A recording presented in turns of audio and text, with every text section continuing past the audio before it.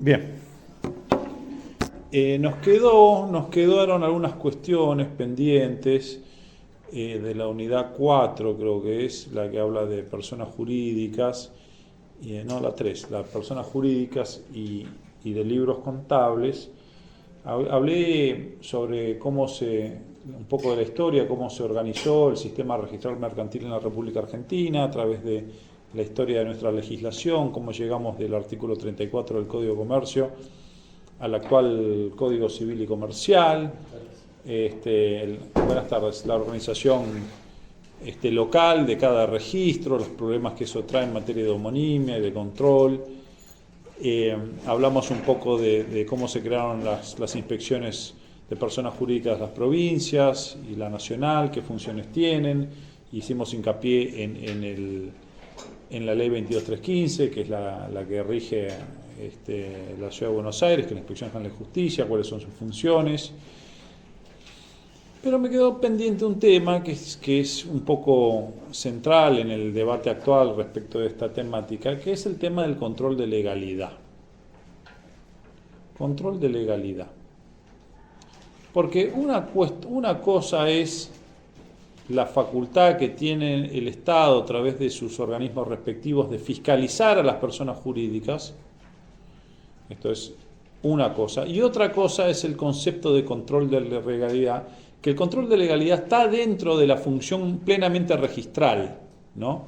En cambio, la función de fiscalización no, es otra función que ejerce el Estado, como yo les expliqué, cómo surgió a partir de esta comisión que se armó por las sociedades anónimas que emitían títulos, que no tenían ninguna actividad. Bueno, ahí el Estado decidió controlarlas. Pero otra cosa es el control de legalidad. ¿Y qué es el control de legalidad? Bueno, ya hablamos de eso. El artículo 34, que creaba el registro del sistema registral, que decía en cada jurisdicción habrá un registro público de comercio a cargo de un secretario, el cual será responsable de la legalidad y exactitud de sus asientos.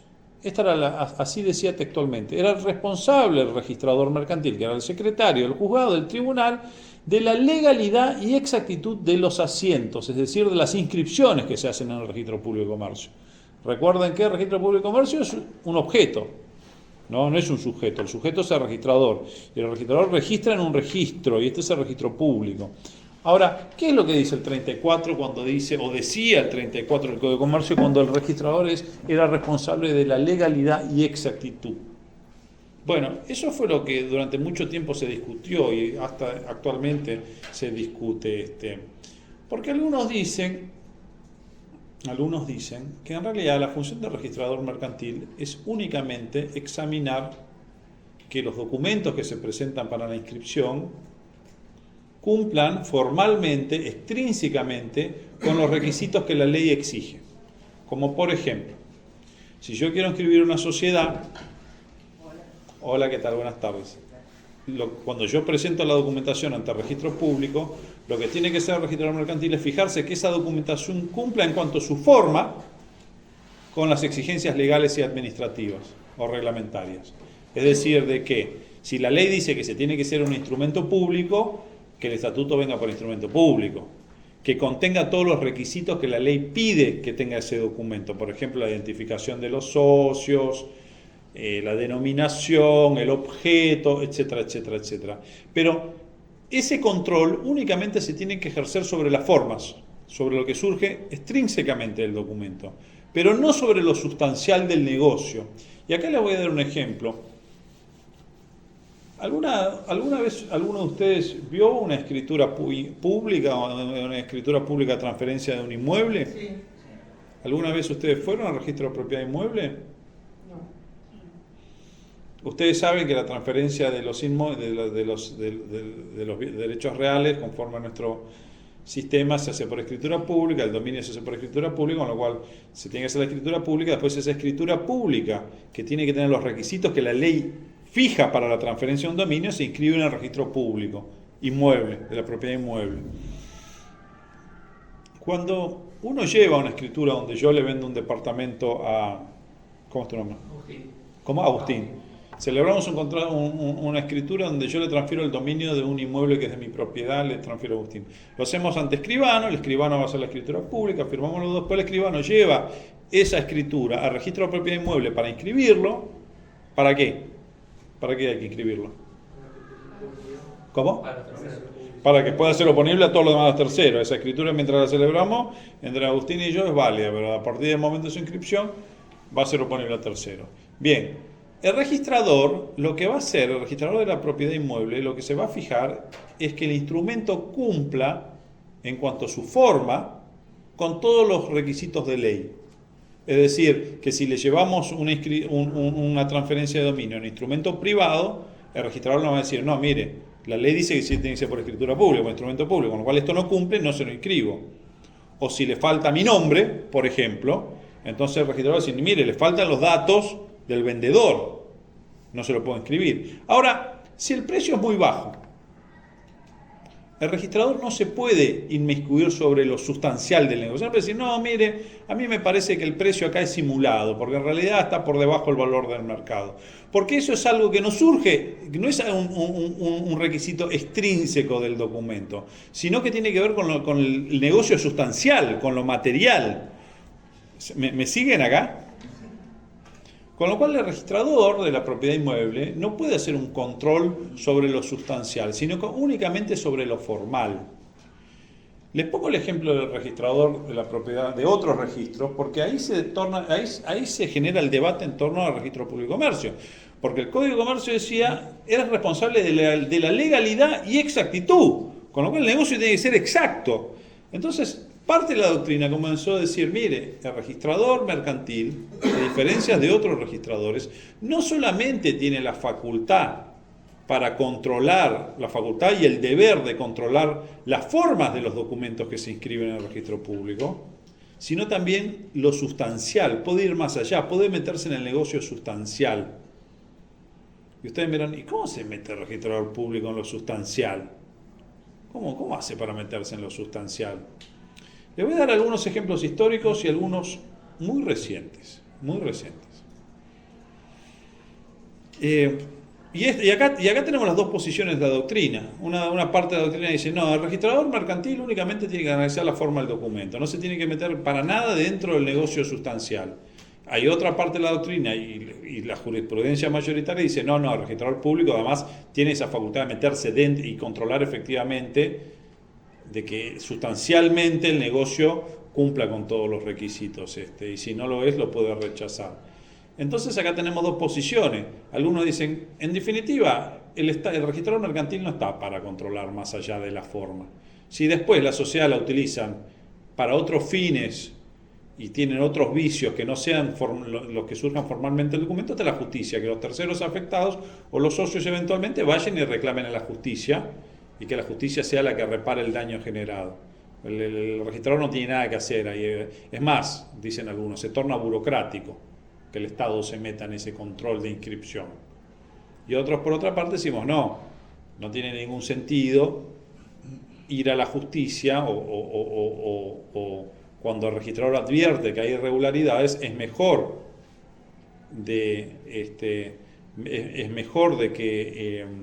es más eficiente que ese documento no sea inscripto, paramos la sociedad antes de entrar al tráfico mercantil, de modo tal que no pueda seguir generando daños a terceros. Y ahora se los voy a ejemplificar esto. Con lo cual, ¿para qué vamos a hacer un juicio? Vamos a obligar al tercero que haga años de juicio, cuando de entrada ya hay elementos como para poder sospechar que esa sociedad tiene algún vicio o no se va a utilizar para la finalidad que la ley prevé. ¿Ok? Año 80 debe ser, primer fallo Macoa. Estaba subido para que lo lean. ¿Alguien lo leyó? ¿Qué tal adelante? Yo les recomiendo que vayan leyendo el material porque cuando se acerquen los parciales va a ser mucho para leer. ¿Okay? Todas las clases estoy subiendo artículos, con lo cual, y lo que subo es bibliografía obligatoria, con lo cual lo pregunto, porque lo explico en clase y además está subido en tiempo y forma, con lo cual les recomiendo que vayan leyendo toda la bibliografía, porque son temas de parcial.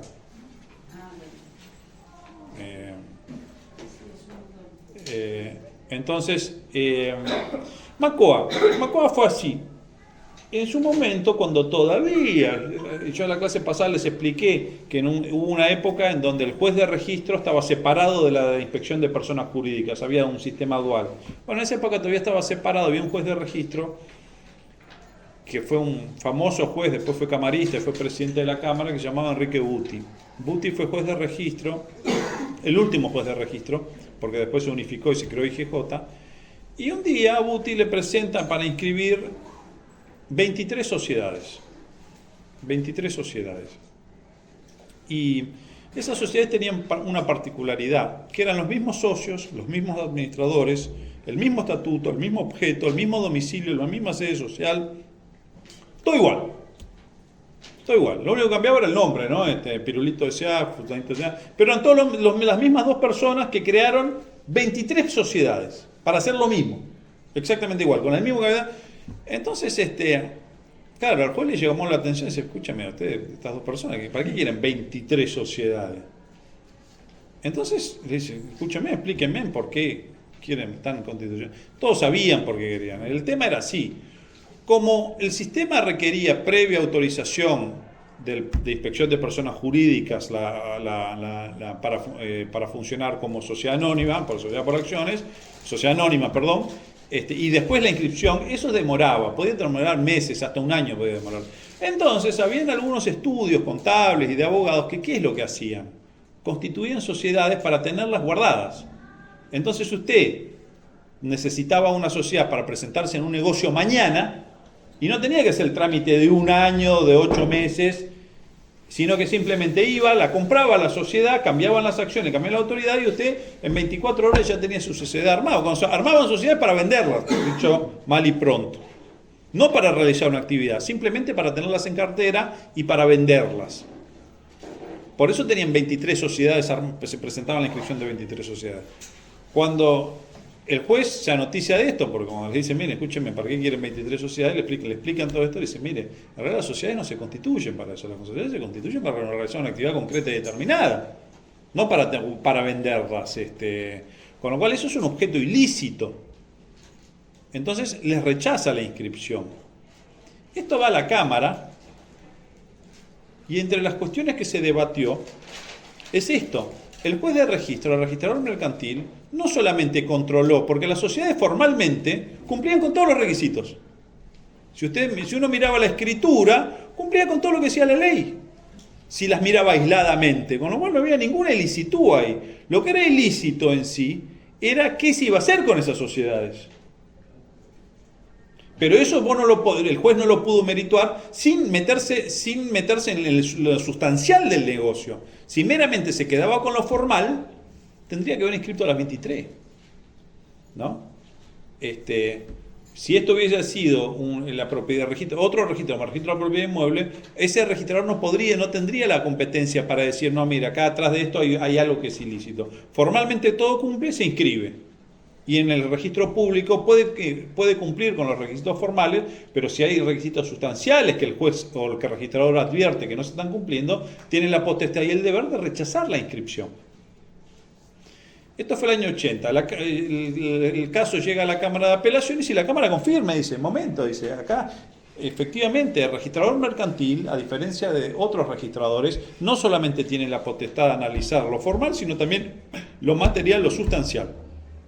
Y estuvo bien que ella rechazó esta inscripción. Para las sociedades no se constituyen para venderse.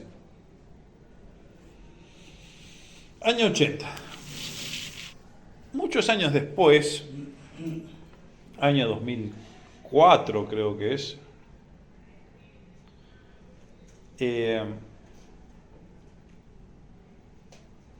llega a la Inspección de Justicia una SRL que se quiere inscribir. Primera época del doctor Nissen como inspector general. Esta sociedad que se constituyó se llamaba Fraquia Raymond, SRL.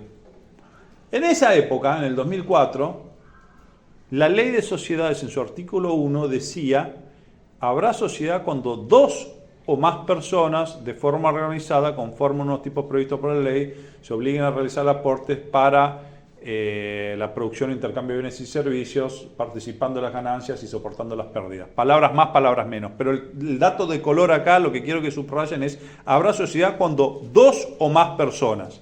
Esto se modificó en el 2015, hoy el artículo dice cuando una o más personas, con lo cual prevé la posibilidad de la sociedad unipersonal. En esa época no. Entonces se presenta una señora y constituye una SRL. O quiere constituir, se constituye y quiere inscribir la constitución. Con la particularidad de que un socio o la socia tenía, no me acuerdo de memoria, pero era el 99,99% del capital. Con lo cual, si el capital era de 100.000 pesos, tenía 99.999 cuotas un socio y el otro socio tenía una cuota, el 0,001 del capital. ¿Qué dice la Inspección de Justicia? Le dice, mire, usted no cumple con la ley. Usted no cumple con la ley. Entonces, ustedes dirán, ¿pero por qué? Franca Ramón dijo, ¿por qué? Si la ley, el artículo 1 me dice que habrá sociedad cuando dos o más personas. Acá hay dos personas.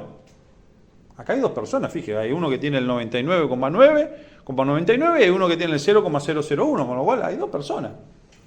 Y la IGJ le contestó en ese momento, mire, en realidad cuando la ley dice que tiene que haber dos o más personas, se está refiriendo a que la sociedad es un contrato, es de naturaleza contractual. Y un contrato presupone que existan dos voluntades. ¿No? Por definición, un contrato es un acuerdo de voluntades. Ahora, acá no hay dos voluntades. Acá hay una simulación. En realidad hay uno solo, y usted me pone a otra persona, o mejor, a otro ser humano, al mero efecto de formalmente cumplir, pero sustancialmente es uno solo. Esto es un negocio de un solo ser humano, no de dos. A lo que la sociedad responde, sí, es verdad. Es cierto lo que usted dice. Sí, sí, efectivamente, esto es el negocio de una sola persona. No hay dos voluntades, soy yo. Pero como la ley dice que tengo que tener otro más, lo puse a mi cuñado, a mi hijo, no sé quién era, puse un amigo, puse a alguien ahí. Pero solo a efecto de cumplir con la forma. Pero sustancialmente, como dice usted. Pero ¿sabe qué? Tres cosas le voy a decir. En primer lugar, usted no tiene competencia para meterse en eso. Usted tiene que atenerse a lo que dice la ley y yo cumplo con la ley. Hay dos, en la escritura acá aparecen dos personas, con lo cual si somos dos, tres o uno solo, no es un problema de usted que se pueda meter en el negocio. En segundo lugar, esto lo hace todo el mundo. Lo sabemos todos. Hace años que lo hace todo el mundo. Por lo tanto, es una costumbre generalizada, con lo cual, ¿cómo me va a decir que no? Si todo el mundo, todos sabemos que se hace así. Con lo cual acá hay costumbre.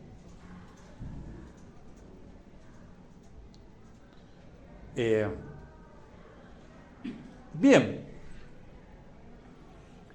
esto va a la Cámara. La IGJ rechaza la inscripción, ustedes lo tienen subido también en la plataforma, la resolución particular de Fraquia Raimón, y va a la Cámara, año 2004. Si mal no recuerdo, toca la sala E con intervención previa de una distinguidísima profesora de esta casa, a quien yo admiro mucho y ya siendo estudiante estudiaba sus dictámenes, que es la doctora Gils Garbó.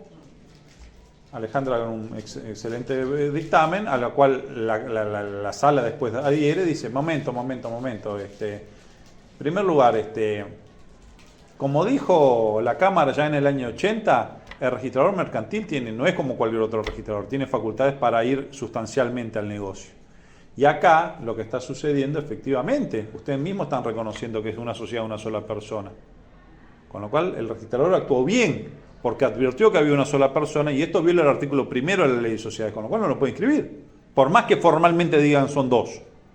Como tiene facultades para ir más allá, efectivamente se corroboró que no habían dos personas. Y en segundo lugar, el hecho que sea una costumbre, la costumbre nunca puede ir en contra de la ley, ¿no? El tema de la costumbre de contralege. Por más que todos nosotros nos dediquemos a cometer hechos ilícitos, porque nos pongamos de acuerdo y todo lo hagamos, ese hecho ilícito no se transforma en lícito por el mero hecho de incumplir la ley. Con lo cual ese es un argumento no válido, no es aceptable ese argumento. Y en consecuencia rechazó, confirmó la resolución de IGJ que rechazaba la inscripción y volvió a sentar el precedente sobre esta discusión. El registrador mercantil, ¿hasta dónde puede ir? Esta discusión sigue estando. Después, cuando salió la ley de SAS, la 27349 de apoyo al capital emprendedor, en un primer momento la norma decía que el registrador mercantil ordenaba la inscripción previa el examen de legalidad y exactitud de sus asientos, del documento, pero después hubo una ley posterior que se instrumentó por decreto de necesidad y urgencia, que después se aprobó por ley, que es la 27444, que modificó esa parte y dijo que el registrador ordenaba la inscripción previo a verificación de los cumplimientos y requisitos formales. Fíjense que si bien es leve el cambio, te está diciendo otra cosa. Una vuelta de tuerca. Te está diciendo no te metas en el documento. Le voy a contar una experiencia personal. Bueno, gran parte del derecho societario moderno no.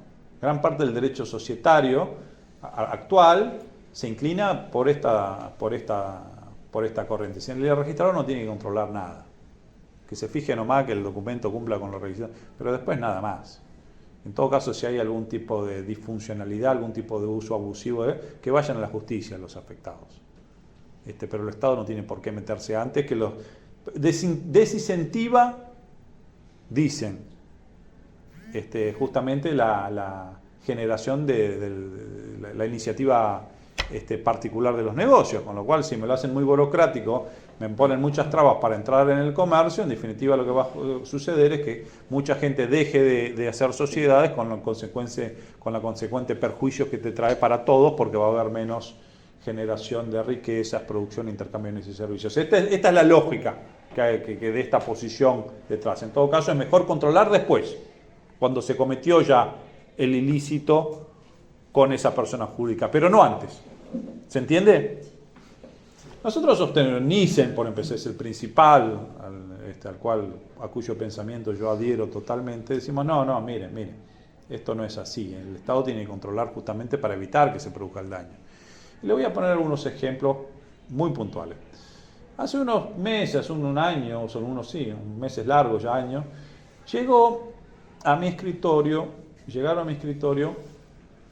11 o 15, ya no me acuerdo, expedientes de constitución de sociedades anónimas. Me pasó algo similar a lo que le pasó a UTI.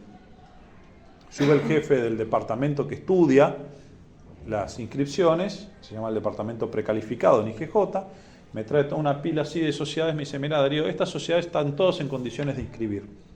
Todos cumplen con el artículo 11 de la ley de sociedades. El artículo 11 es la que fija los requisitos. Formalmente no tengo absolutamente nada que decirle, con lo cual debieran pasarse todos a inscribir urgente. ¿Cuál es el problema? Le digo entonces, mandarlo a inscribir. No, hay un problema. ¿Y cuál es? Que uno de los socios es Cositorto. Cositorto en ese momento estaba prófugo ahí por una isla en el Caribe, que estaba ahí, subía video, pero ya tenía orden de captura internacional y ya había un revuelo tremendo y ya había elementos suficientes como para presumir o para poder por lo menos sospechar de que había actividad ilícita y de que justamente esa actividad ilícita él la realizaba a través de personas jurídicas. No es que simplemente a mí no me caía bien porque vivía enfrente de mi casa y me dejaba el auto estacionado en la puerta. Habían elementos objetivos para poder, como funcionario, decir, mire, acá hay algo raro. Acá hay algo raro. Con lo cual, si uno tomase la perspectiva, digamos, de esta corriente que dice que únicamente el registrador tiene un control formal, ¿qué debe haber hecho? Vaya a inscribirse.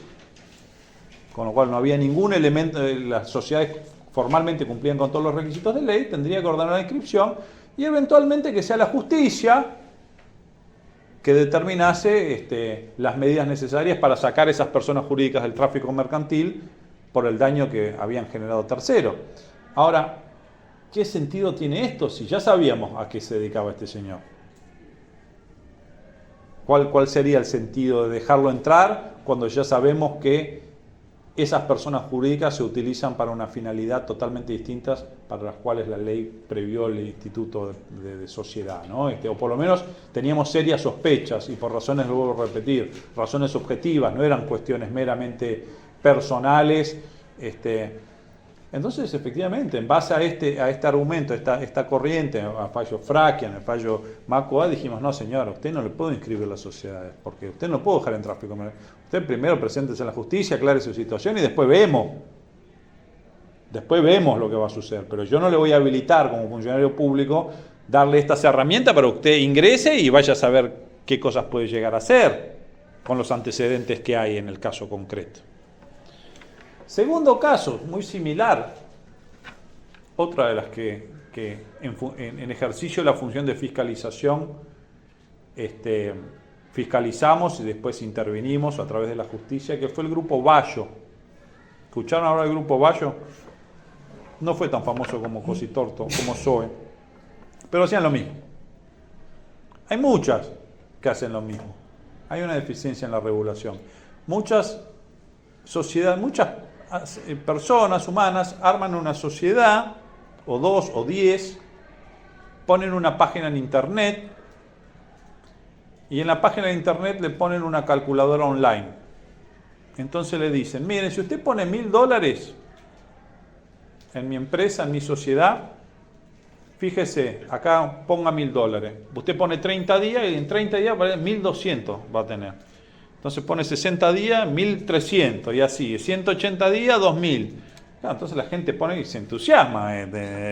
Pero claro, ¿quién va a creer en una página de internet? Nadie. ¿Pero qué hacen estas páginas de internet? Entonces además van y contratan un mediático, un famoso. Entonces aparece un famoso diciendo, yo puse toda mi plata acá, mire, aparece con el 0 kilómetro importado atrás, el auto deportivo, y yo confío en esta gente. Esta gente es recontra, mire, yo puse todos mis ahorros y mire lo bien que me fue. Entonces lo suben un famoso, lo ponen en TikTok, lo ponen en las redes. Durante algún tiempo pagan. Estas estafas piramidales. Sí, durante algún tiempo pagan, porque si no, claro, entonces a los primeros que entran les pagan. Entonces, claro, hasta que usted invirtió los $1.000 y al mes ya tuvo, a los 6 meses tuvo 2.000 y entonces pone los 2.000. Esta actividad en algunas provincias fue de tal magnitud. Creo que en Catamarca hubo uno que se llamaba Ademar. Fue tan grande, yo estuve en Catamarca, fue tan grande el fenómeno que llegó a manejar el 50% de la plata de la provincia, de los ahorros de la provincia. Los municipios, hasta los jueces de la corte habían puesto plata. Me contaba la gente de Catamarca que no se conseguían taxis en Catamarca. ¿Y saben por qué no se conseguían taxis? Porque los taxistas vendieron los taxis y pusieron la plata a trabajar. Esto es real, ¿eh? Esto es real. Era un problema de economía provincial el tema de Ademar. Está preso el señor, todo, bueno, lo mismo. Pero, en fin. Para esto sirve la inspección de personas jurídicas. Entre otras cosas.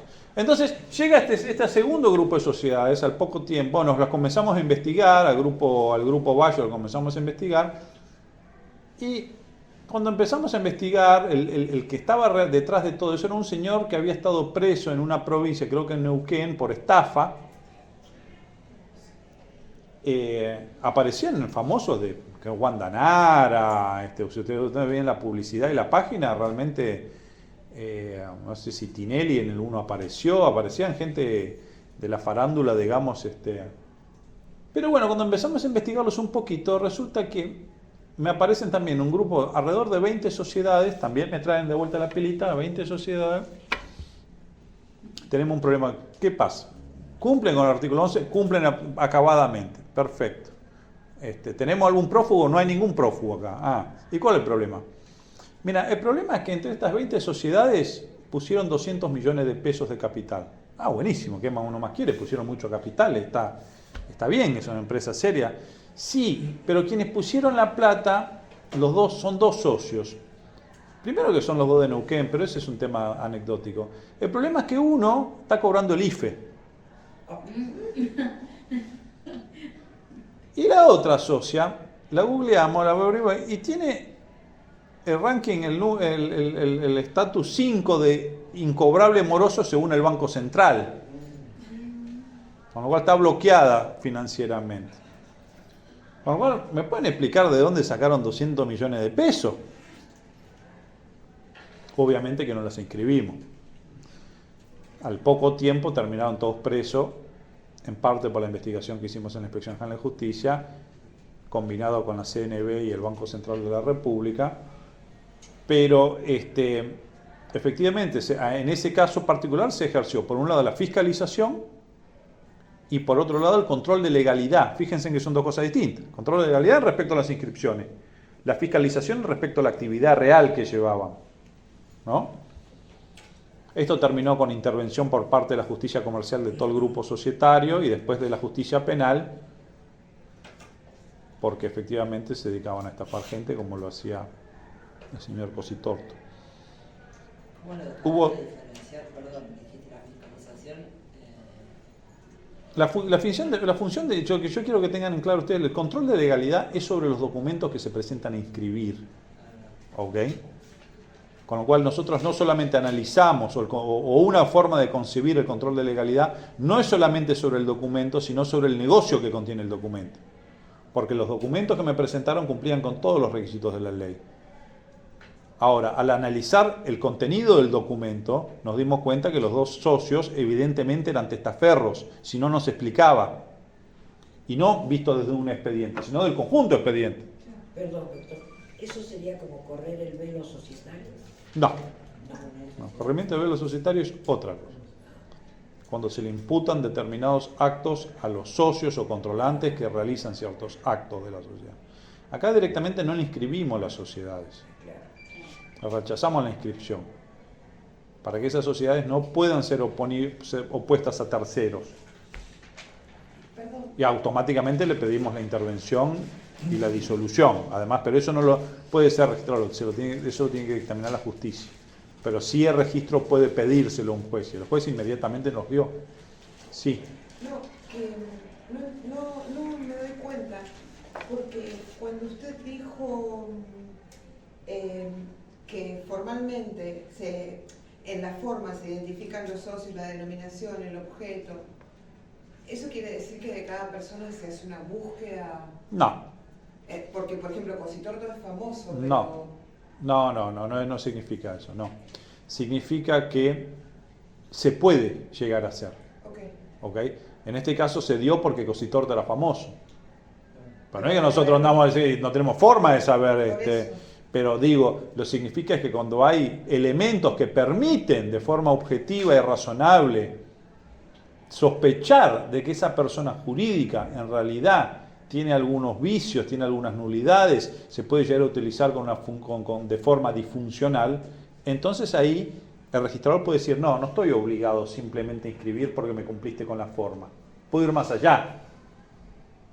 En el caso de Bayo, si se hubiesen perdido nosotros, le preguntamos, mire, ¿usted dónde sacó eso? Explíqueme por qué usted cobra el IFE. Se imagina, apenas lo citamos, salieron todos corriendo. Pero si se hubiesen presentado, hubiesen dado una explicación razonable, y hubiesen acreditado, no, es un error, en realidad no soy yo, es alguien con el mismo en lo que fuera, y hubiese sido, bueno, no habría ningún problema. Inscríbase. Significa justamente que el registrador tiene la potestad de hacerlo. Pero siempre se basa en una sospecha, como dijo antes. Sí, generalmente nosotros no andamos investigando a las personas. Generalmente todos estos casos, en el caso de Bayo, ya había una actuación cuando presentaron la sociedad y nosotros ya estamos investigando el grupo por denuncias que habían presentado, por hechos periodísticos que habían salido, en donde se sospechaba de que tenían una actividad similar a la del grupo SOE, porque la dinámica era igual y hubo después 2 o 3 más. Este es el caso de los 200 millones de pesos. Sí, este es el caso de 200 millones de pesos. Y habían presentado todos juntos. Ahí sí investigan la situación. Ahí está, teníamos una actuación sumaria en trámite respecto de esa sociedad, de ese grupo, y de repente me aparecen 20 sociedades o 15 sociedades del grupo por 200 millones de pesos, queriendo entrar al tráfico mercante, golpeándoles y buenas. Y ahí dijimos, espere, estamos investigando esto, ¿cómo puede ser? Juntamos todas las piezas de rompecabezas. Le preguntamos a la CNB, le preguntamos al BCRA. Así que Hubo otro caso, para terminar un poco de ilustrar esto, hubo otro caso que tuvimos, hubo varios más, otro fue bastante rimbombante. Un día, durante la época del 2015 al 2019, sobre todo particularmente a partir de la sanción de la ley de la SAS, del 2017 al 2019, casi 2020, enero del 2020, la SAS, la Sociedad para Acciones Simplificadas, tenían esta lógica de que debían ser sociedades que se constituían en 24 horas sin ningún tipo de control, más que el control meramente formal. Con la idea de fondo, con el discurso de fondo, que bueno, hay que evitar la burocracia. Ahora algunos políticos andan diciendo lo mismo, hay que evitar la burocracia, no tenemos que dejar a los emprendedores, con la figura del emprendedor, ¿no? Esta nueva figura que aparece como, bueno, son muy importantes, hay que protegerlo. Estamos de acuerdo con eso, yo no estoy en desacuerdo ni con la figura del emprendedor, pero bajo este concepto, bueno, en definitiva la sociedad se transformó en completar un formulario en una página web, pasar la tarjeta de crédito y automáticamente, como por arte de magia, nace una persona jurídica y usted puede hacer uso para lo que quiera, porque el objeto además es totalmente indefinido, con lo cual sirve tanto como para poner un kiosco como para lanzar un cohete a la luna, lo que usted quiera puede ser con esa misma sociedad, con 2 salarios mínimos vitales y móviles, de los cuales paga una cuarta parte, que ni siquiera lo tiene que poner, porque son toda una cuestión, toda una ultra flexibilidad en la creación de personas jurídicas y limitación de responsabilidad, que esto trae como consecuencia ¿qué? Que responden hasta determinado punto, ¿Y eso qué significa? que no responden con el capital propio. ¿Y quién responde? El socio. ¿No? La ciudad, claro, la persona jurídica. Sí, pero si no tiene nada, se constituyen con 2 pesos con 50. Y Lo quiebra. ¿Quién responde? nadie. ¿Eh? Los terceros terminan respondiendo. Si tienen que ser cargo del riesgo, son los terceros. El argumento más liberal o neoliberal les va a decir, bueno, los terceros si contrataron con la sociedad sabían lo que estaban haciendo. Si no les hubiese gustado, que no contraten. Ese es alguno. Son libres, somos todos libres. Con lo cual, si usted contrató con la SAS y la SAS no tenía un peso, bueno, usted asumió que estaba contratando, no se queje ahora.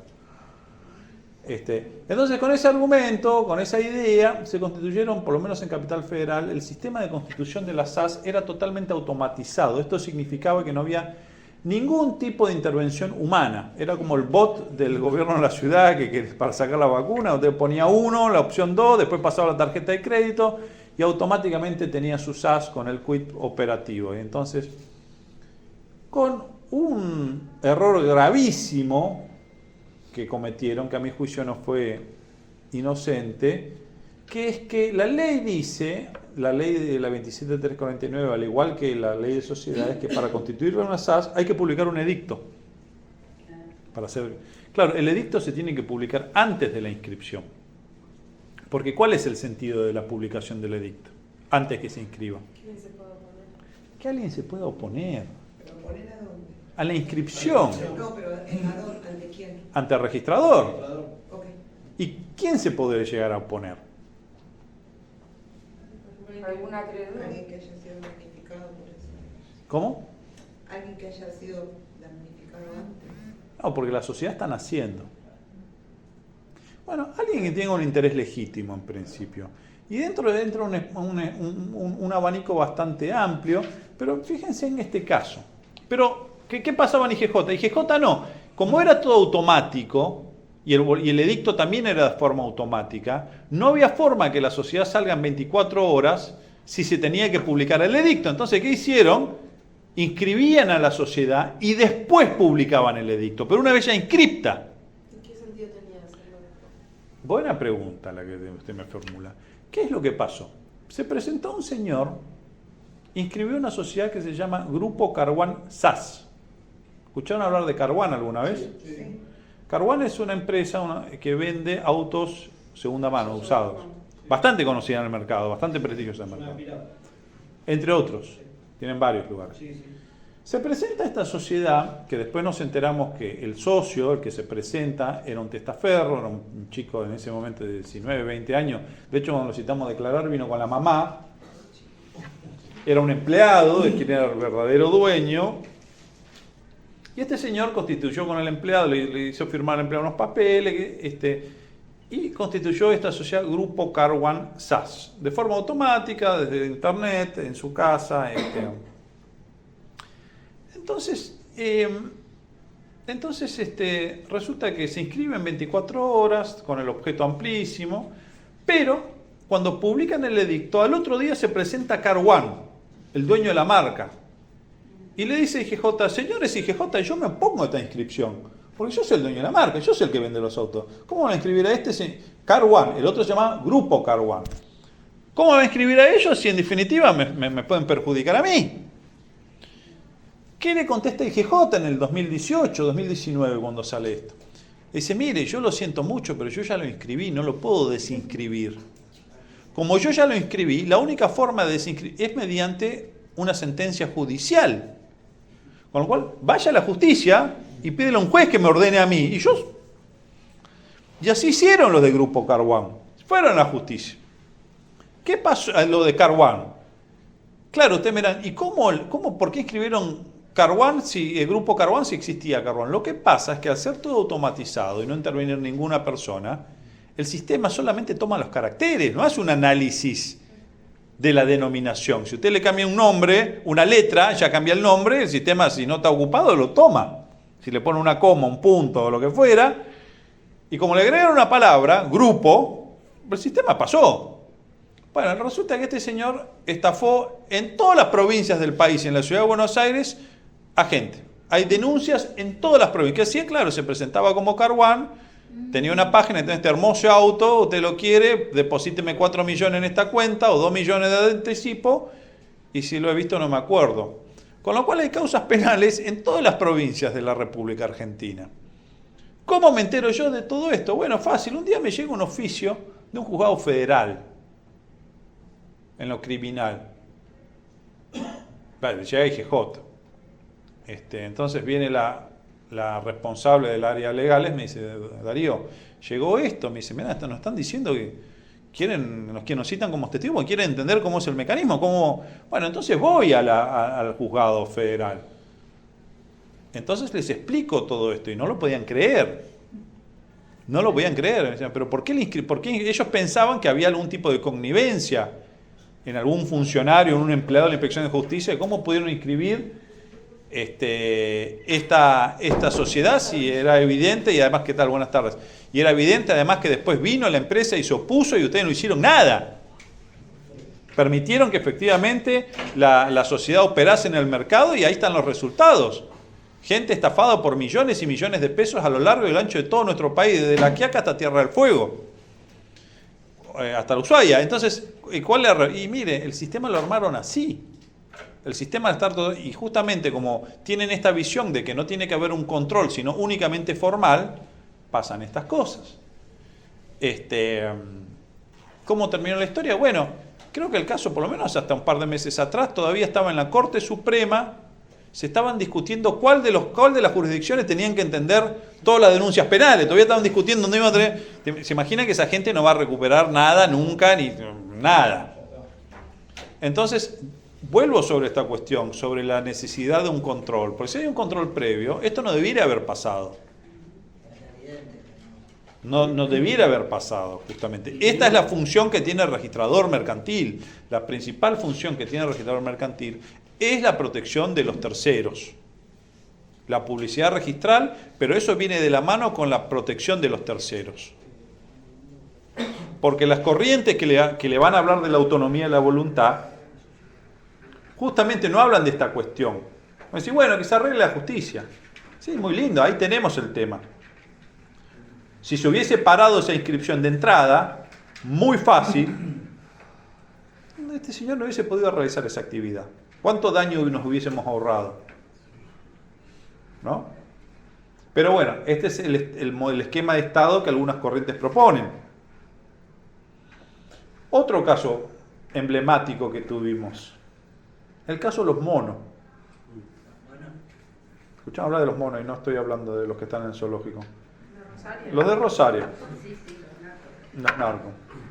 Un día, a poco tiempo de haber asumido en la inspección, llega un oficio de un fiscal federal. Y en el oficio, el fiscal nos pide que le remitamos el legajo de alrededor de 46, creo que eran sociedades por acciones simplificadas, y nos advierte que nos pide esa información porque habían 4 o 5 personas que estaban sospechadas, que estaban imputadas por el delito de lavado relacionado a lavados de activos a través de ese mecanismo de constituir ese tipo de sociedades. Bueno, nosotros, y cuando vemos, le mandamos todos los, lo único que había era el contrato constitutivo, que era esto como yo les conté, de forma totalmente automatizada, digamos que no había ninguna intervención humana, era completar un formulario por internet, pasar la tarjeta de crédito y ya tenían, la usaban para 1 o 2 operaciones y las descartaban y armaban otras. Y eran las mismas personas, eran 4 o 5, con la siguiente característica: todos vivían en Rosario, ninguno había puesto un pie en la ciudad de Buenos Aires nunca, o por lo menos no que nosotros sepamos, todos vivían en Rosario, y todas las sociedades tenían un domicilio acá, y cuando fuimos a verificar los domicilios de esas sociedades, las sedes, eran todas sedes ficticias, o que no existían directamente, para ir a una plaza, un edificio público, o directamente un domicilio particular, donde yo tocaba timbres, no, nosotros no sabemos nada, no tenemos ni idea. Entonces estas 4 o 5 personas constituían ese grupo A con B, B con C, pero siempre eran los mismos, ¿no? Siempre eran los mismos que aparecían en la sociedad. Con lo cual, mandamos esas 46 sociedades al fiscal, el fiscal después nos hace saber que esas personas estaban detenidas, y para mi sorpresa, sacamos una resolución particular diciendo que todas esas sociedades iban a pedir la intervención, la fiscalización, que la íbamos a fiscalizar, con lo cual el tema había tomado conocimiento público ya. Pero para mi gran sorpresa, a la semana me entra otra sociedad, me dicen: Darío, llegó esta sociedad. Paréntesis, el sistema en ese momento, nosotros recién habíamos llegado a la inspección de justicia con el doctor Nissen, seguía siendo automático. ¿Okay? Seguía siendo automático, o sea, nosotros no pasaban por IGJ, directamente era un sistema que lo firmaba, yo la veíamos pasar. Nosotros las primeras cosas que pedimos es justamente que corten el switch, tiene que ver acá a alguien en el IGJ que apriete el botón OK, porque si no pasan estas cosas. Este fue el caso. A mí una sorpresa, un día pasó 1 semana o 2 de que habíamos sacado resolución particular de los monos, que veo inscripta una sociedad con los mismos señores. Y para mi gran a la semana me metieron otra. Habían pasado 3 semanas, me habían metido 3 sociedades estando presos. ¿No? Seguían con la misma lógica. Claro, ¿qué es lo que me imagino que sucedió? Como tuvimos que sacar 2 resoluciones ampliatorias, creo que entre uno y otro, hasta que pudimos parar, le dijimos a la gente del sistema de informática de Ministerio, lo que era el Ministerio de Modernización: señores, corten con esto, porque por fin la entendieron, pues ya se lo vienen diciendo, ahí lo terminaron de entender, porque mucha gente se creyó esto de que realmente es una herramienta indispensable para el emprendedor. Que vuelvo a repetir, no estamos en contra de los emprendedores. Se pueden hacer las cosas de forma ágil sin resignar un mínimo control. Un mínimo control. Entonces, claro, el tema es que alguien, el contador o alguien de la banda, se quedó con el token y le importaba poco y nada que los señores estuvieran presos. Seguían toda la semana haciendo lo mismo: enchufaban el token, apretaban el enter, pasaban una tarjeta, sociedad, 2 o 3 operaciones de plata, pasaban la plata, la descartaban, a la semana armaban otra y así. Entonces, es ahí, bueno, esto hace poco estuvimos en el Congreso, en una comisión del Congreso contando un poco. Estuvo un juez de la Suprema Corte de la provincia de Santa Fe, el tema de las SAS y como herramientas que facilitan el lavado de activos. Claro, desde el otro lado nos dicen, bueno, también se puede utilizar. El problema no está en la herramienta, sino cómo se utiliza la herramienta. No, ese es el gran argumento. Bueno, mire, Con la SA también se puede hacer lo mismo, con la SRL también, con lo cual, ¿por qué van a castigar las SAS? Sí, es verdad, pero lo que no dicen es que, claro, es mucho más difícil con la SA. Primero, porque es más costoso. En segundo lugar, porque interviene un escribano, un abogado, porque hay un mínimo control previo, porque el circuito es otro. Entonces, se puede hacer, pero es más difícil, mucho más difícil, o bastante más difícil. Por algo eligen este tipo. Es como que yo les diga, bueno, mire, ustedes saben que si alguno de nosotros queremos tener una arma de fuego, necesitamos tener un permiso especial y hasta cierto límite, por ciertas armas no se puede tener, son ilegales. Como Galen le dice, bueno, está bien, pero con un cuchillo también se puede matar. Entonces, ¿por qué no prohíben el cuchillo también? Claro, no es lo mismo el poder de daño que tiene un cuchillo, una cuchara o un martillo, que una ametralladora, ¿no? Claro que se puede matar con una cuchara también o con un martillo, es verdad, pero el poder de daño que tiene un arma de fuego es mucho más importante que otro elemento, y con la sociedad pasa lo mismo. En la medida que existan personas jurídicas que se constituyan sin ningún tipo de control, sin ningún tipo de costo, con un costo ridículo, de forma totalmente automatizada, y es probable que eventualmente esas herramientas sean más elegidas por quienes realicen actividad ilícita que por ahí una sociedad en donde sí tienen que intervenir algún profesional, un escribano, donde hay algún tipo de control mínimo por parte del Estado y donde alguien puede decir, no, mire, esto me huele raro, no lo inscribo. Como pasó con las sociedades de Cositorto o la del Grupo Bayo o con otras que... Entonces, ese es un poco el tema del quid de la discusión que hay en torno al control de legalidad y de fiscalización, ¿no? Además hay un problema. Con esto ya voy cerrando el tema de control de legalidad. Es que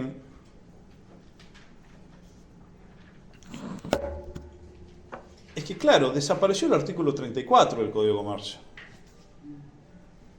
El 34 que decía que el registrador es responsable de la legalidad y exactitud de los asientos.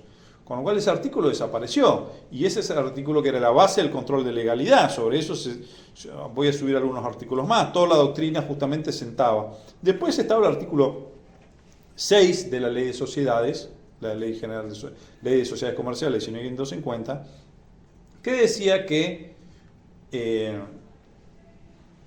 el juez de registro iba a ordenar la inscripción de la sociedad previa verificación de los requisitos legales y fiscales. Pero ¿cuál es el problema? En el año 2015 se reformó la Ley de Sociedades y se borró eso también. Lo cual lo que hizo fue fortalecer aquella posición doctrinaria que dice, no, el registrador mercantil no tiene que controlar nada, porque se eliminó el control de legalidad en el Código de Comercio, se eliminó en el artículo 6 de la Ley de Sociedades. Es verdad, se eliminó. Pero hay otras herramientas que todavía tienen. En primer lugar, las leyes orgánicas de los registros. En segundo lugar, el artículo 167 de la Ley de Sociedades, en materia de sociedades anónimas, para mí se olvidaron de borrarlo, se lo comieron, dice que en materia de sociedades anónimas el registrador debe ordenar previo control de legalidad de los requisitos legales y fiscales, con lo cual en 167 está. Pues dije 166 y 167. Y en tercer lugar, y para mí este es el argumento más fuerte, tenemos hoy el artículo 17.10 del Código Civil y Comercial. ¿Ustedes saben qué dice el 17.10?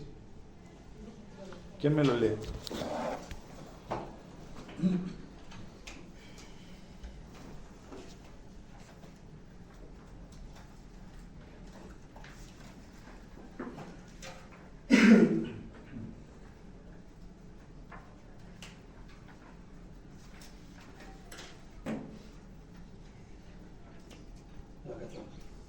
Función preventiva y función excesiva. Deber de prevención del daño. Toda persona tiene el deber, en cuanto de ella dependa, de evitar causar un daño no justificado, adoptar de buena fe y conforme a las circunstancias las medidas razonables para evitar que se produzca un daño o disminuir su magnitud, Si tales medidas evitan o disminuyen la magnitud de un daño del cual un tercero sería responsable, tiene derecho a que éste le reembolse el valor de los gastos en que incurrió conforme a las reglas del enriquecimiento sin causa. Y por último, no agravar el daño si es que ya se produjo. Ese es el deber de prevención de daño. Esto es totalmente novedoso, no estaba en el Código de Vélez. En el Código de Vélez había una regulación respecto a la reparación del daño, ¿no? El deber genérico de no dañar, que es uno de los pilares del derecho patrimonial privado, junto con el deber de buena fe. Todo el derecho patrimonial privado se construye sobre dos principios: el de no dañar y el de buena fe. Con lo cual, en realidad, toda la responsabilidad civil deriva de algún incumplimiento de esos dos deberes.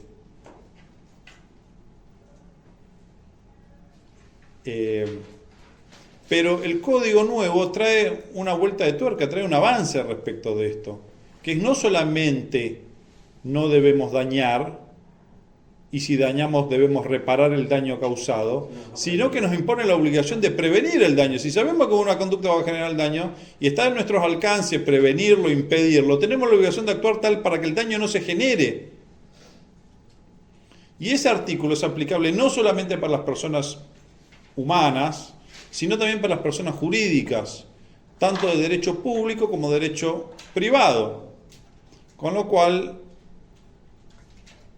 esto no es exento al registrador mercantil. Si el registrador mercantil puede prevenir un daño, está a su alcance prevenir, y hay elementos objetivos que permiten presumir al registrador de que se puede generar un daño con la inscripción de una persona jurídica en particular, como fue el caso Zoe, como fue el caso Bayo, como pudo haber sido el caso si lo hubieran hecho con grupo Caruán, o mismo con los monos, ¿no? Porque después sí, las que entraron posteriormente, efectivamente no las inscribimos. Una vez que deshabilitaron la inscripción automática, las que se presentaron posteriormente integradas por esas personas, directamente se rechazó la inscripción. ¿Y cuál era el motivo? Bueno, el motivo era el 1710, porque formalmente cumplían con todos los recaudos de la ley. Entonces, ese es un poco el debate actual, es lo que se debate hoy en derecho societario, es lo que se le critica en parte de la doctrina de la Inspección General de Justicia, que ejercen un control que la ley no lo faculta o que no debieran ejercer, sino que en todo caso, porque además genera este tipo de trabas, de impedimentos, como para que se creen fácilmente las personas jurídicas y entran rápidamente en el tráfico mercantil, lo cual genera en definitiva un desaliento de la iniciativa privada. Ese es el fundamento. Y lo que les acabo de decir son los argumentos por los cuales parte de la doctrina, hoy actualmente la Inspección General de Justicia, dice, no, momento, el Estado debe justamente tratar de prevenir la mala utilización de las personas jurídicas. Y para eso tiene esas dos herramientas. Por un lado, el control de legalidad, por otro, el poder de fiscalización. Bueno, cortamos unos 15 minutitos y después seguimos con libros, si les parece.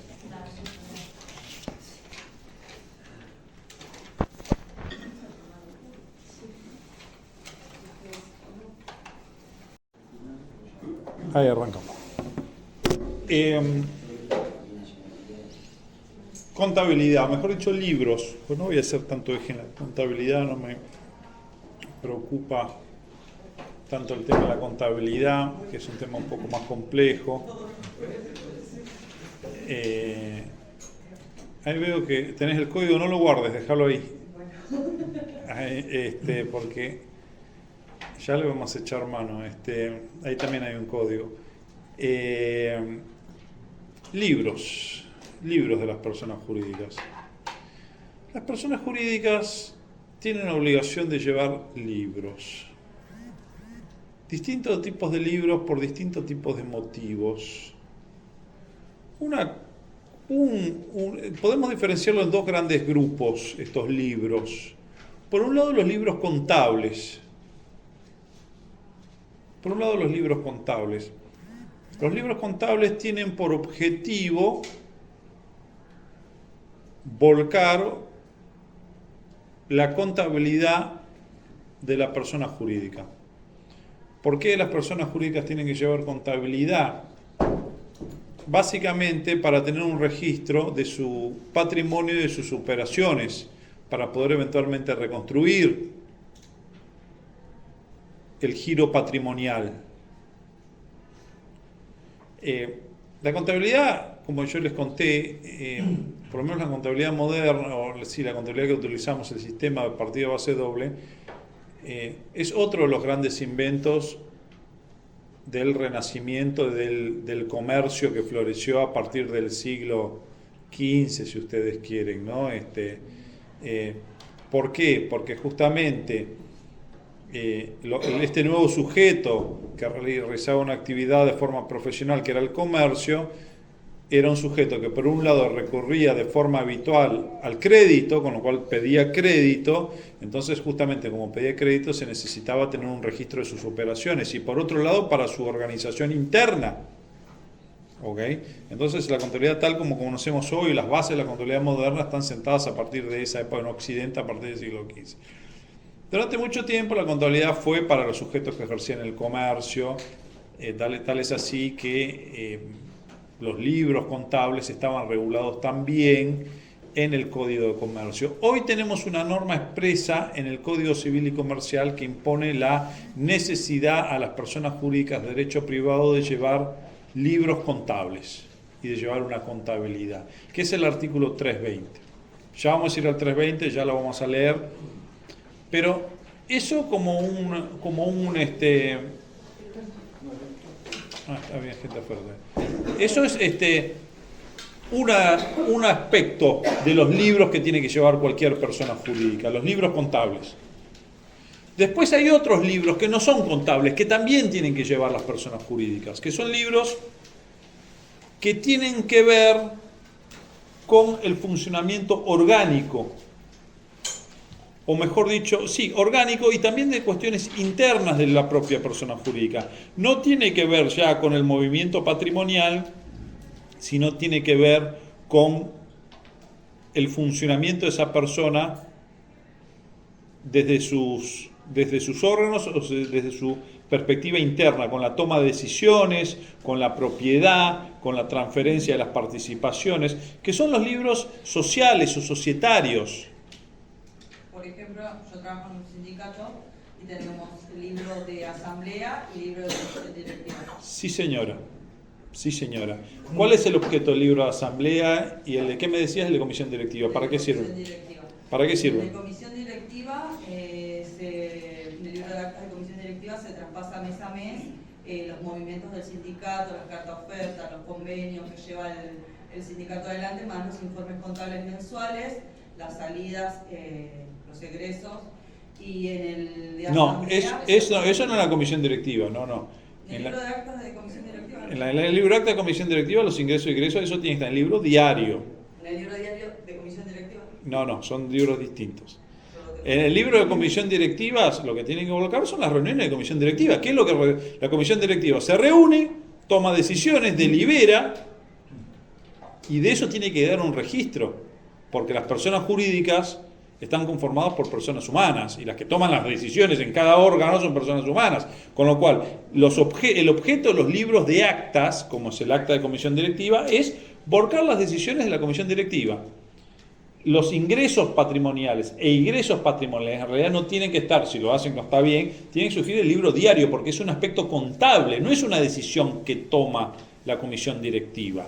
Ese es justamente los ingresos. Si la comisión directiva compra, vende, factura, lo que fuera, ese movimiento patrimonial tiene que estar en un libro contable. En el libro de actas de comisión directiva tienen que estar las reuniones y lo que se dijo y lo que se resolvió en la comisión directiva. O sea que si no hay reuniones de comisión directiva, no tiene que haber actas en el libro de comisión directiva, porque el objetivo es volcar justamente esas reuniones. Lo mismo que el libro, me dijiste, de asambleas. De asamblea. Bueno, el libro de asamblea van a estar volcadas las asambleas. Sí. Y solamente va a haber un acta en la medida que haya una asamblea. Si no hay una asamblea, no va a haber. Si no hay asamblea, no va a haber un acta. ¿Ok?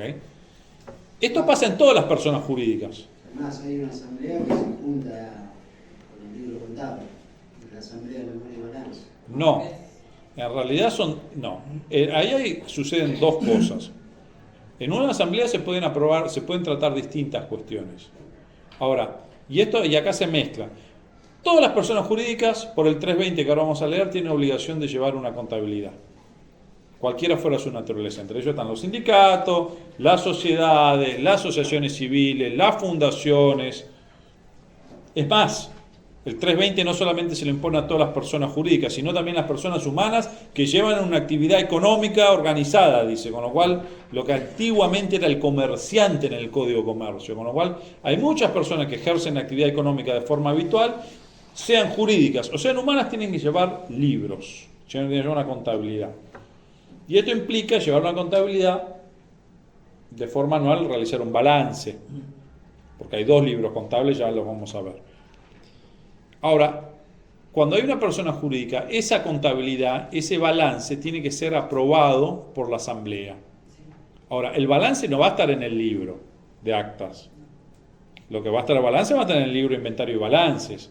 Y ese balance se tiene que poner a consideración de los socios, de representantes de los sindicatos, de lo que fueran, de los asambleístas de los sindicatos, para que eventualmente lo considere, porque eso es en realidad, el balance es una derivación de otro principio del derecho patrimonial, que es la rendición de cuentas.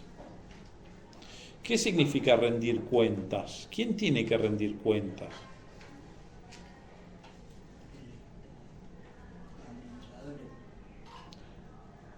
¿De qué? Entre otros. Cuenta de los ingresos, egresos, movimientos de la firma.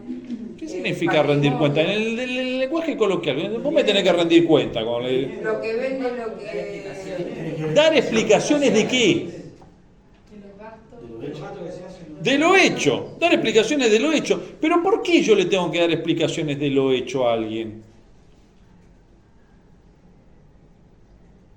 ¿Por qué la ley me dice? Hay sujetos que tienen obligación, ahora vamos a ver quiénes, pero hay sujetos que están que tienen, o personas que tienen que rendir cuentas.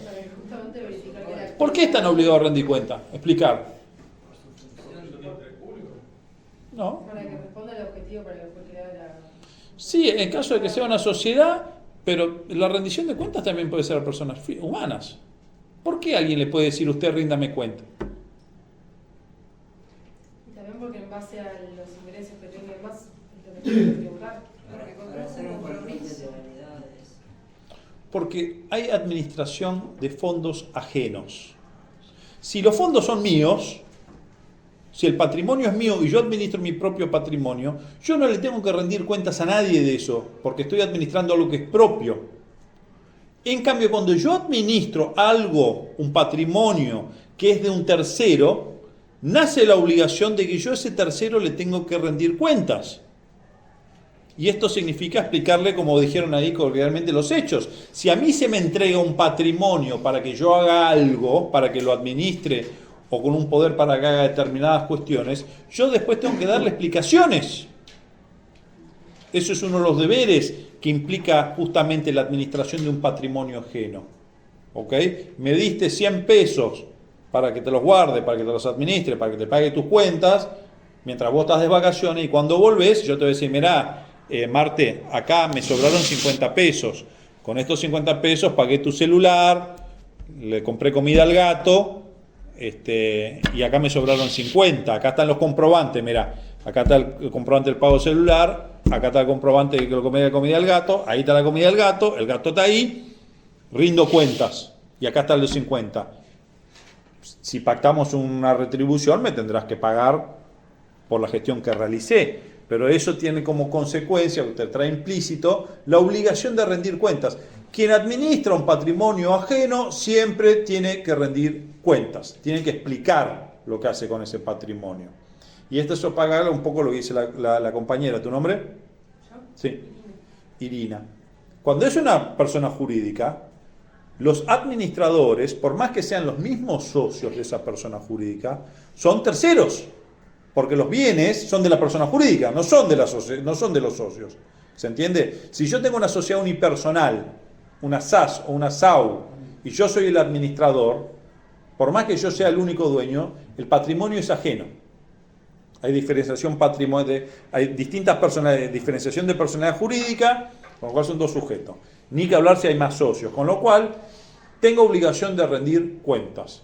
Entonces, si yo soy el administrador del patrimonio de la sociedad, y como administrador del patrimonio de la sociedad tengo la obligación de rendirle a sus dueños, es decir, los socios, ¿qué hice? Porque a mí, yo administro ese patrimonio, ¿para qué? Si es una sociedad, ¿qué tengo que hacer con patrimonio? Una asociación civil, un sindicato. Para cumplir los fines. Para cumplir los fines, claro, efectivamente. Con lo cual yo tengo obligación anualmente de decir, bueno, ¿qué hice yo con esta administración? ¿Cómo administré? ¿Cómo fueron los ingresos? ¿Cómo fueron los egresos? ¿Cómo fueron los resultados? Y tiene que estar justamente vinculado al cumplimiento del objeto y de la finalidad de la persona jurídica. Para eso existe, entre otras cosas, los estados contables. Entre otras cosas, no es la única el objetivo. Los estados contables. Después tienen funciones fiscales, tienen función respecto a terceros, pero internamente, desde el plano, desde lo interno de la persona jurídica, la finalidad de los estados contables es esa. En definitiva, que los socios puedan conocer justamente qué hicieron los administradores, cómo administraron.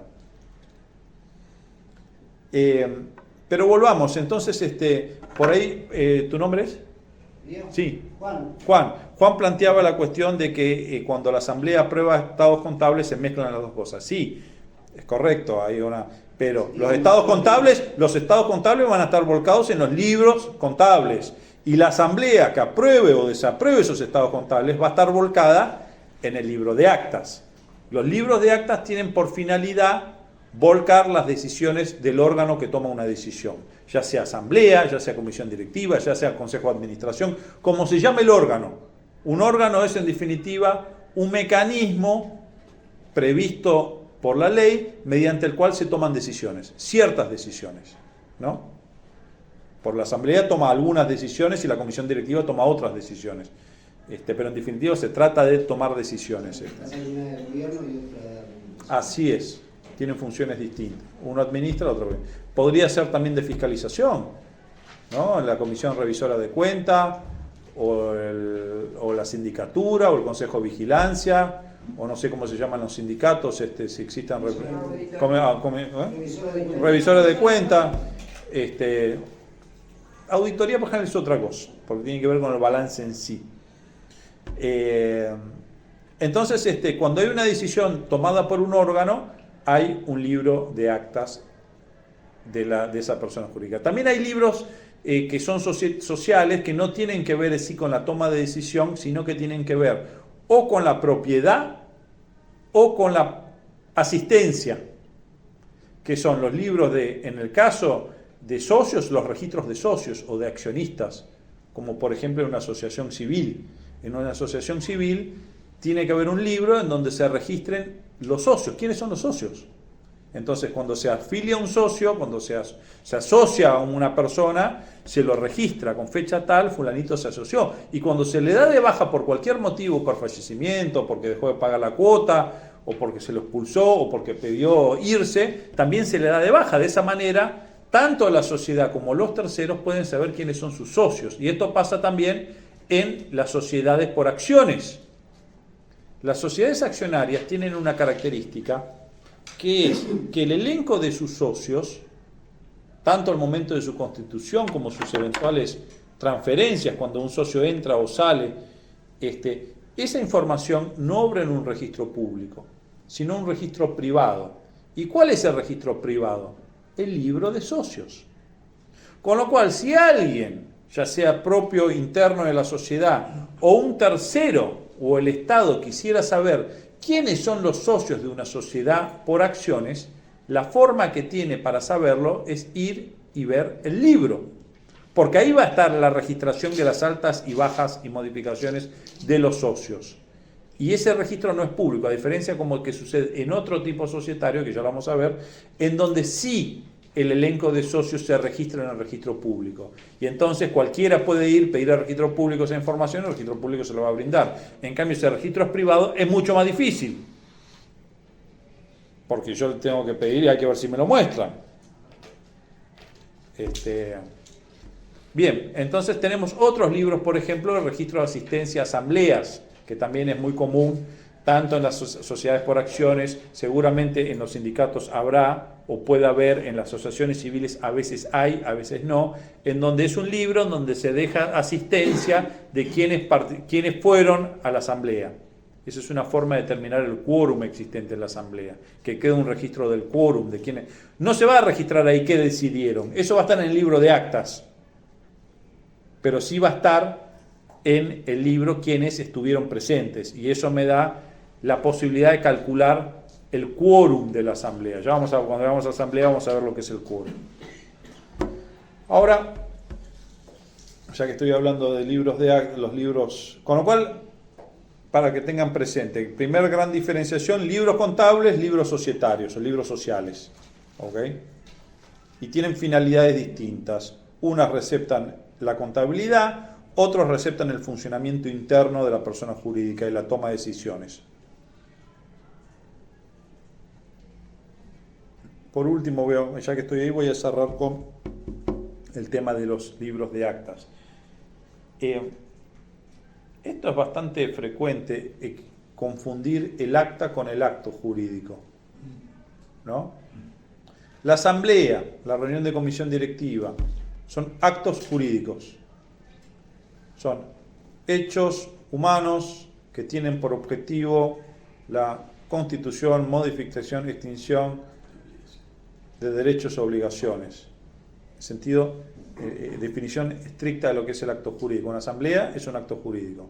Ahora, el acta de la asamblea no es el acto jurídico, es el reflejo del acto jurídico en un soporte, en este caso papel.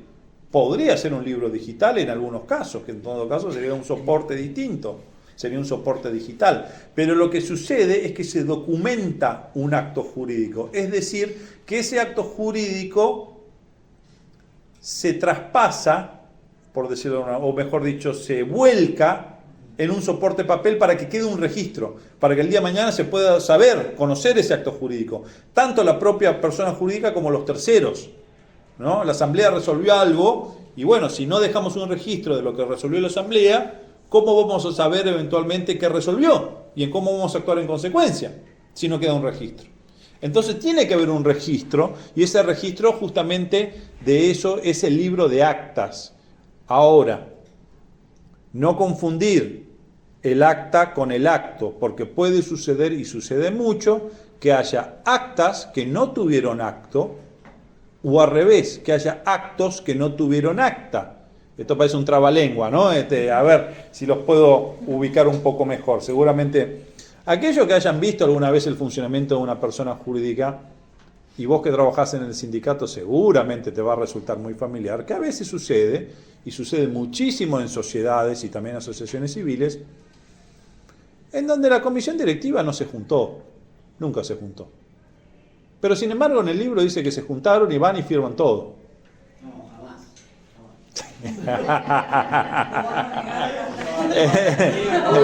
Igual no puse sus nombres acá, así que con lo cual muchas veces dice, voy a hablar de sociedades que es lo que conozco yo. En la ciudad de Buenos Aires, los 3 días de febrero de 2023, se reúne la comisión directiva, se reúne el directorio de fulanito S.A., con la presencia del director A, B, C y D, y resuelven, cambiar la sede social a la calle Chacabuco 322, porque ahí van a poner la nueva sociedad. Perfecto. Entonces, vuelcan el acta en el libro. Entonces el contador o el abogado llama a los de Che, dice, ya volqué el acta, vengan a firmar. Sí, yo paso mañana. Viene uno, firma, después viene el otro, firma. Va y se inscribe, y es un acto válido. Pero en realidad el acto jurídico que dicen nunca se reunieron. ¿Ok?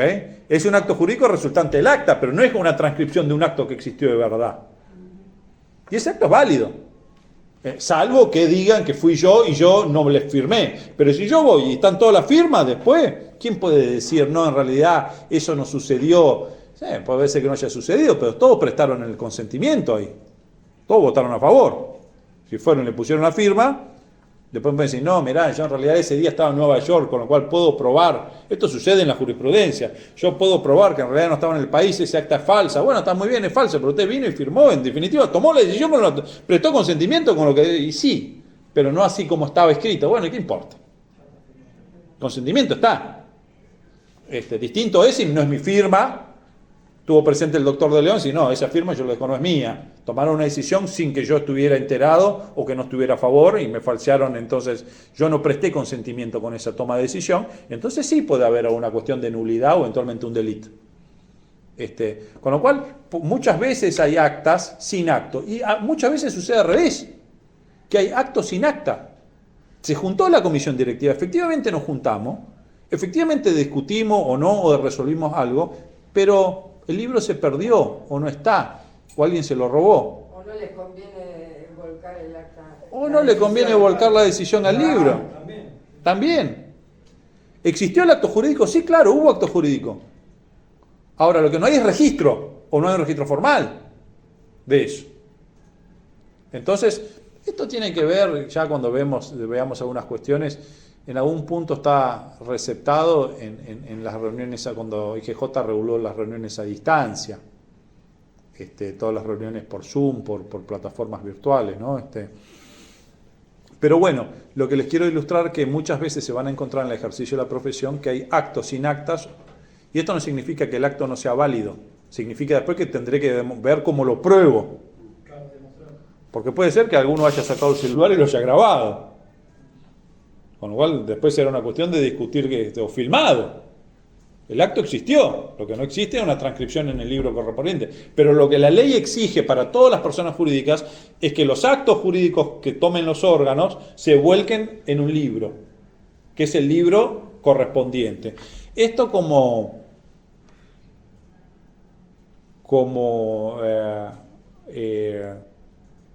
nota de color, para que ustedes vean en la práctica. A veces se van a encontrar con que hay un solo libro, que es el libro de actas del órgano del gobierno y del órgano de administración, está en un solo libro. Directorio y asamblea, un solo libro. ¿Es válido? Sí, es válido.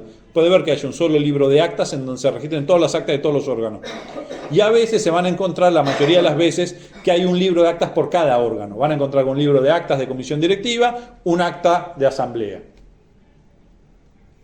A veces se van a encontrar con el libro de registro de asistencia a asamblea.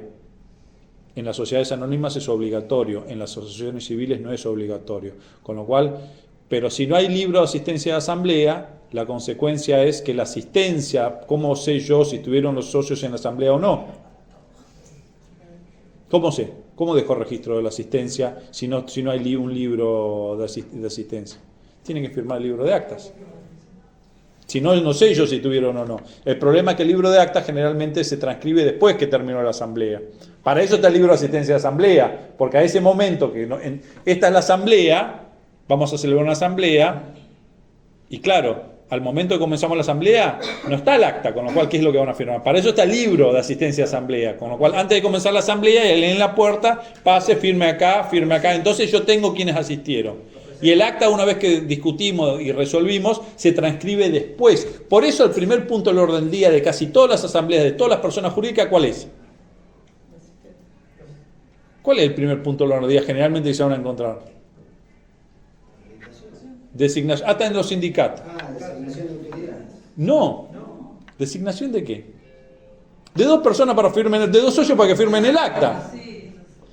¿Por qué va a estar ese punto del orden del día? Porque dan fe de todo lo que sucede. Efectivamente, porque los otros no van a, si no tendrían que volver los 30 o los 200 que asistieron y firmar el acta. Ellos no firman el acta, firman el libro de asistencia. Entonces, se eligen dos para que junto con el presidente den fe de lo que se vuelca en el libro de actas si coincida con lo que efectivamente se resolvió. Y cuando hay conflicto, ¿qué sucede, muchachos y muchachas? ¿Qué pasa? Porque esto cuando somos todos amigos. El día que dejamos de ser amigos... ¿Cómo? Va a salir de actas a ver qué se resolvió. Claro, pero yo soy por la minoría. Acá estamos en el sindicato, me gustó. Yo vengo por la lista opositora a la asamblea. Y resulta que, y yo quiero que dejen en el acta que hay volcado toda la denuncia que le hago a la comisión directiva, que en realidad cometió unas graves irregularidades. Yo quiero que quede en el libro. Pero cuando eligen a 2 asambleístas para firmar el acta, la mayoría seguramente no va a elegir a mi asambleísta para firmar el acta. Justamente porque no quiere que... ¿Y entonces qué forma tengo yo? ¿Cómo? No, en el libro de asistencia, no, ese no es el problema, porque yo voy a estar. El problema es que no va a estar en el acta volcada lo que pasó. Pero puedo pedir. Puedo pedir. Siempre se lo estás pidiendo y te dicen. Sí, ¿a quién le pido? Generalmente se lleva un veedor. Muy bien, se lleva un veedor de la autoridad de control. Entonces justamente yo pido un veedor para que el veedor vea que efectivamente y haga un informe de lo que sucedió. Y si no, escribano, señores. Voy con un escribano para que deje constancia efectivamente. Y cuando yo digo en la asamblea, bueno, y quiero que dejen constancia de que fulanito cometió tal... Es que dejen constancia en el acta, pido que dejen constancia en el acta. El escribano ahí asienta, de verdad, claro. Entonces cuando después me transcriben el acta y no me ponen eso, ahí pido la nulidad. Pero tienen que llevar su propio escribano. Y sí, porque no, en realidad el escribano tiene el escribano no es de parte, porque una vez que acepta el cometido tiene que constatar lo que sucede. No puede decir. O sea, que puede usar el escribano. Sí, puede. Lo que sucede es que generalmente yo no me voy a fiar del escribano del otro. Pero el escribano tiene la obligación, con lo cual si hay un escribano presente, ustedes le tienen que decir, escribano, deje constancia de tal cosa. Yo pido que dejen constancia de tal cosa. El escribano tiene que dejar constancia, porque él va a constatar lo que sucede, y no va a constatar lo que sucede para su cliente. Constata lo que se sucede y lo que se dice. ¿Ok? Todo. Pregunta. Sí. ¿Cada acto jurídico que se inscriba o no en el libro de actas hay que presentarlo en la IGJ cada movimiento? No. Únicamente que se inscribe en la IGJ. Pero en principio de competencia registral, lo dije en la clase pasada, ¿qué es lo que se inscribe en los registros? Sí, también, pero ¿qué es lo que inscriben los registros públicos? Lo que la ley manda inscribir, únicamente lo que la ley ordena inscribir. Con la ley no ordena inscribir todos los actos, solamente algunos actos, la modificación de estatuto, el cambio de autoridad, el cambio de sede social. Otra cuestión es no, si se junta la asamblea para discutir si Messi era mejor que Maradona, al registrador le es indiferente eso. No hace falta que lo registre. Bueno, me quedó hablar un poco, vamos a leer el 320 y después los voy a dejar ir por hoy. ¿Me lees el 320? Contabilidad y estados contables, obligados y excepciones. Están obligadas a llevar contabilidad todas las personas jurídicas, privadas y quienes realizan una actividad económica organizada o son titulares de una empresa o establecimiento comercial, industrial, agropecuario o de servicios. Cualquier otra persona puede llevar contabilidad si solicita su inscripción y la habilitan de sus registros o la rubrican de los libros, como se establece en esta misma sección. Sin perjuicio de lo establecido en leyes especiales, quedan excluidas de las obligaciones previstas en esta sección las personas humanas que desarrollan profesiones liberales o actividades agropecuarias y conexas no ejecutadas u organizadas en forma de empresa. Se consideran conexas las actividades dirigidas a la transformación o la enajenación de productos agropecuarios cuando están comprendidas en el ejercicio normal de tales actividades. También pueden ser eximidas de llevar contabilidad las actividades que, por el volumen de su giro, resulta inconveniente sujetar a tales deberes según determine cada jurisdicción local. Con lo cual tenemos personas que están obligadas a llevar contabilidad y otras que están eximidas y otras que pueden eximirse. Las que están obligadas son las personas jurídicas, todas, y las personas humanas que lleven una actividad económicamente organizada o sean titulares de establecimientos comerciales, básicamente. Pero básicamente el foco está puesto en la actividad económicamente organizada. Están eximidas las personas que llevan profesiones liberales, es decir, entre otros los abogados, y los establecimientos agrícolas. ¿Por qué? En principio, bueno, esto tiene un origen histórico, porque en realidad quienes ejercemos una profesión liberal no realizamos actividad económica. No, mejor dicho, me corrijo, realizamos actividad, no llevamos actividad comercial, económica sí, comercial es el término. No somos comerciantes, por más que nos vean así. ¿Ok? Un abogado no ejerce el comercio, sino que ejerce una actividad civil. Y la actividad agraria, por orígenes históricos, que no viene al caso, también es considerada una actividad civil y no una actividad comercial. Esto tiene que ver con la teoría del acto de comercio y no voy a hablar sobre esto porque es un tema que ya está totalmente en desuso, pero tiene razones históricas básicamente, en donde la actividad relacionada con la tierra siempre se lo consideró naturaleza civil.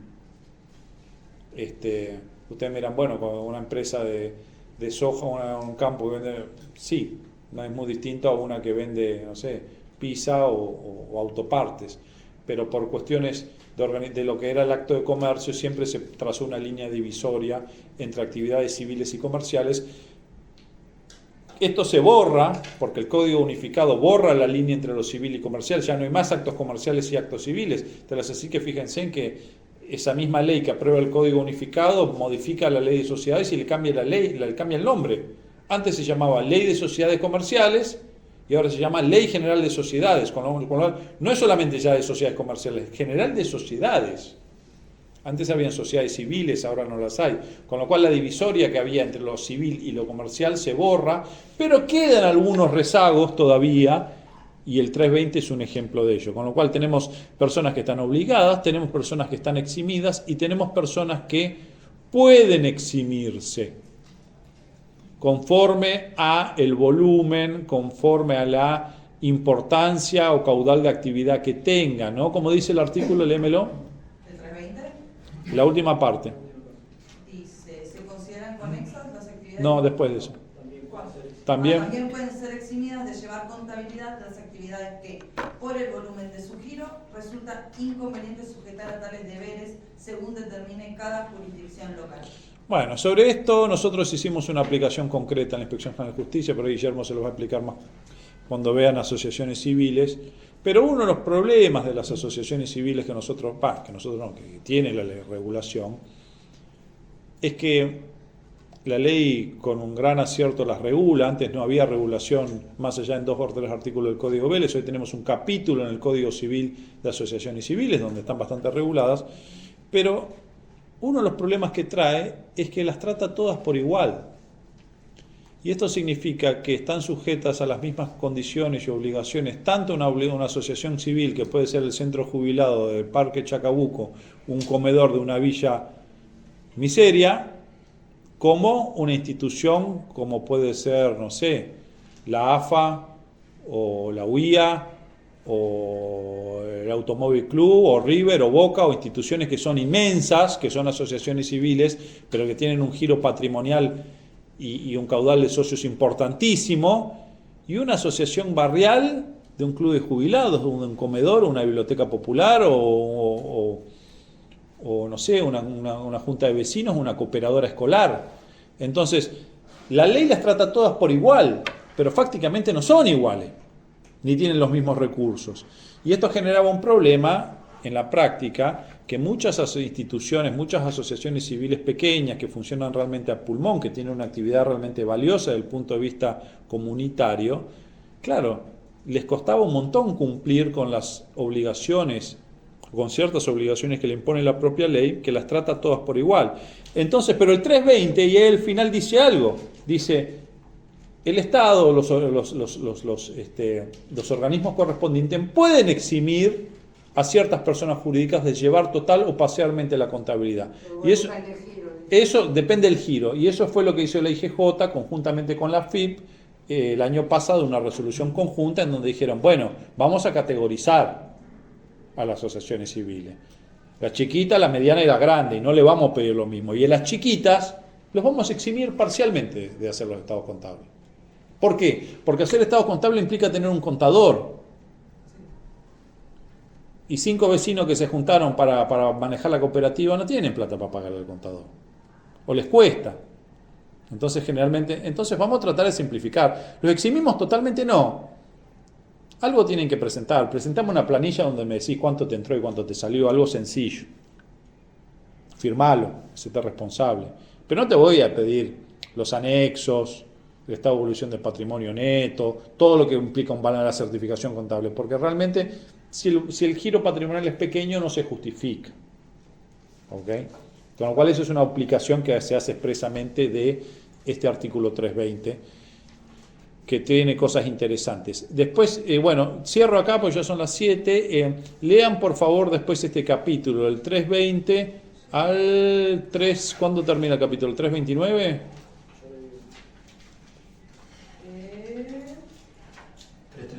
331. Lean por favor cuáles son los libros contables obligatorios, el inventario y balances y el libro diario. Cuáles son las formalidades que deben tener y qué es lo que para qué sirve cada libro. Eso lo tienen que saber para el parcial. Lo pueden leer también en cualquier código comentado, hay varios online, ¿no? Estos artículos.